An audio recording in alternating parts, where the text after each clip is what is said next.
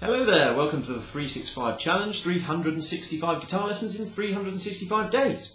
Now, for the last 5 videos we've been talking about the 5 positions of the pentatonic scale. I was very careful not to say major or minor there because it can actually be used as both. Quite a lot of teaching materials that I've found actually talk about it as if it's the minor scale, and I think I know why. I think it's because if you're playing electric guitar and you're playing, rock music and blues-influenced rock music, most of the time you'd be playing the minor pentatonic scale. Now, what I mean by that is you might, if you're anything like me and most of my students, what you'll learn first is this standard minor pentatonic, which could be thought of as the Aeolian Pentatonic. And once you've learnt that one scale shape, you start improvising with it. So you're doing your hammer-ons, pull-offs, etc., etc. And you can get a hell of a lot out of that scale. You can play some really good solos with just that one scale shape before you even go delving into the other scale shapes at all.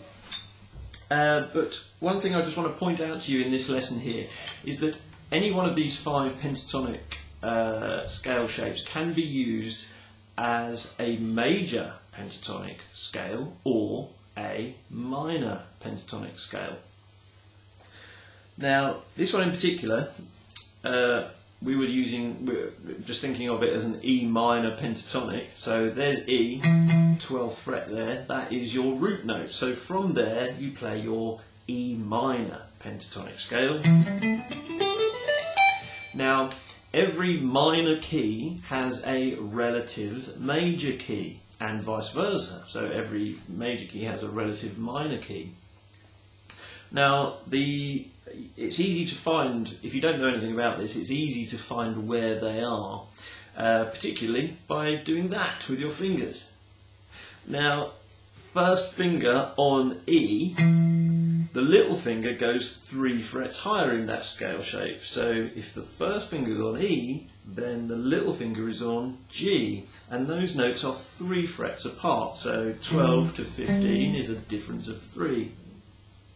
Now, any 2 notes on the guitar that are 3 frets apart like that are relative to each other. The higher sounding of the 2 is the major, and the lower sounding of the 2 is the minor. So G is major, E is minor. Now, I'm not talking about the notes being major or minor. Notes are just notes, they're not major or minor. But talking about them in terms of being the root note of a scale or a key. So, to stop throwing crazy ideas around and just to make it more of a practical thing, if I wanted to play a minor pentatonic scale, I would take my first finger and I would put it on the root note of the key, the minor key that I want to play in. So, if I want to play A minor pentatonic, I put my first finger on A, and that's where I play that shape. If I want to play B minor, I put my first finger on B, and that's my B minor pentatonic scale. Now, all of those can be used as major scale shapes. This is where the little finger comes in. If I want to play G major pentatonic, I will put my little finger on a G. So I'm on the 15th fret there. So my little finger is on G, and from there I can play the rest of the scale.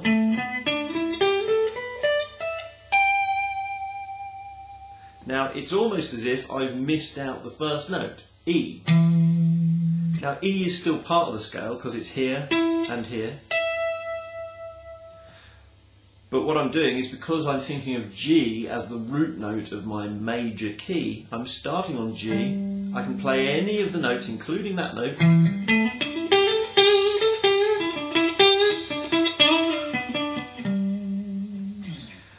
So G is the root note. So there you go.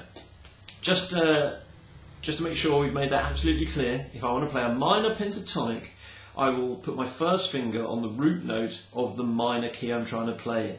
If I want to play a major pentatonic, I will put my little finger on the root note of the major key I'm trying to play in. And I will use the same scale shape for both of those. Let's zoom in just to make things a little bit clearer. So, if I want to play my E minor pentatonic scale, I'm going to take my first finger and I'm going to put it on an E here on the 12th fret, and I play my standard minor pentatonic scale shape, which you can also think of as an Aeolian pentatonic shape. So here we go, from there.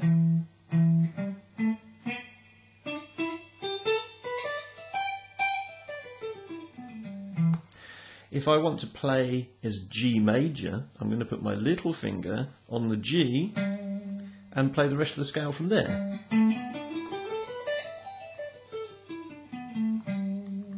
You might be asking, what's the difference? Well, there is no difference. G major and E minor are the same key. They are relative to each other. They use the same notes. If they use the same notes, they must use the same chords, because the chords are built from the notes. So, E minor and G major, they are 3 frets apart, and they are the same as each other.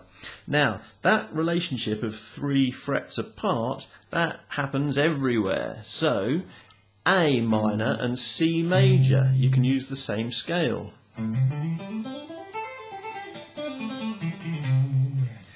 G, going off the shot a bit there, G minor and B flat major are the same key essentially, you use the same scale.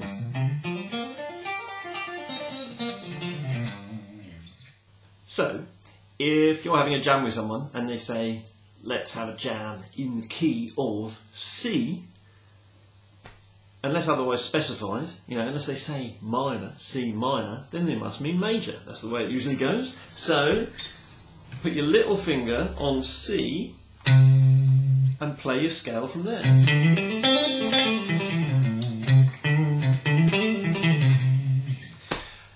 If they say, let's play in D minor, put your first finger on a D and play the same scale shape from there.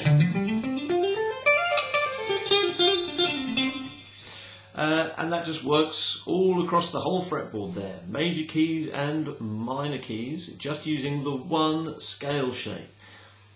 Now, as I said at the beginning of the lesson, this can be done using all 5 of the pentatonic shapes.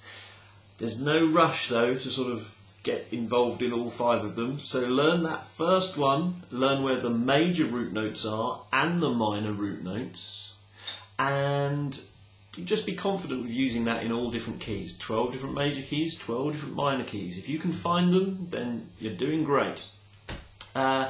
The next step after that would be to start having the same level of understanding and confidence when using the other 4, the Ionian, Dorian, Phrygian and Mixolydian. But more on that in future lessons. Thanks for watching. See you again soon.